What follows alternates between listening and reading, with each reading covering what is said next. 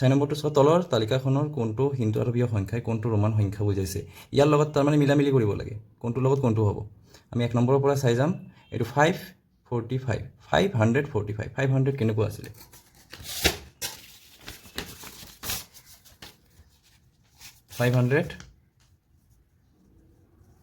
D 500 45 চোৱাচোন 500 ক'ত আছে এইটো 100 1000 100 D এই দুটাত আছে 500 এতিয়া 45 মিলাব লাগে 40 কেনেকৈ হ'ব ইয়াত চোৱাচোন 500 এই এলৰ আগত মানে 50ৰ আগত 10 মাইনাছ 40 আৰু 5 ইয়াত তেতিয়াহ'লে কি হ'ব 545 এইটোৰ লগত এইটো হ'ব 100 কেনেকুৱা আছিলে 100 মানে চি 189 এইটো 100 এইটো কিমান হ'ব 50 60 70 80 আৰু 9 চোৱা 100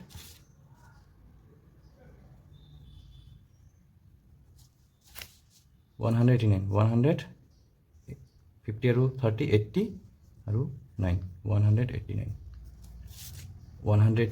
এইটো হ'ব 366 300 হ'বলৈ হ'লে 3টা চি থাকিব লাগিব 100ত এটা চি 300ত 3টা চি 100 200 300 তাৰপিছত আকৌ মিলাই যাওঁ 66 50 আৰু 10 কিমান হ'ব 60 আৰু এইটো 6 তেতিয়াহ'লে এইটোৰ লগত এইটো 1029 1029 থকা এটাই আছে এইটো 1000 এইটো হ'ল 20 আৰু এইটো 9 এতিয়া চোৱা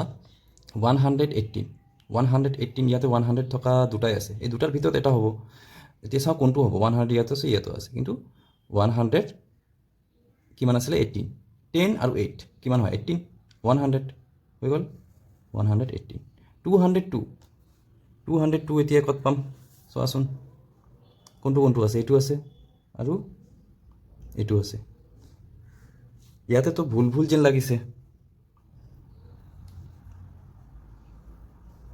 ইয়াতে চোৱা ডি চি আৰু কিমান চিৰ পাছত আগত ডি ডাঙৰ আছে ঠিকে আছে 500 100 সৰু 500 আৰু 100 600 আৰু এইটো কিমান আছে 4 604 এনেকুৱা হয় 604 আৰু এইটো হ'ব চোৱা ডিৰ আগত চি আছে মানে ডাঙৰৰ আগত সৰু আছে মাইনাছ হ'ব 457 এইটো হ'ল 57 457 তেতিয়াহ'লে 457 এইটো হ'ব বাকী থকাৰ ভিতৰত অকল এইটো থাকিলে তেতিয়াহ'লে এইটোৰ লগত এইটো মিল হ'ব লাগে কিন্তু এইটোৰ লগত এইটো মিল নাই চোৱা 202 কেনেকুৱা হ'ব চি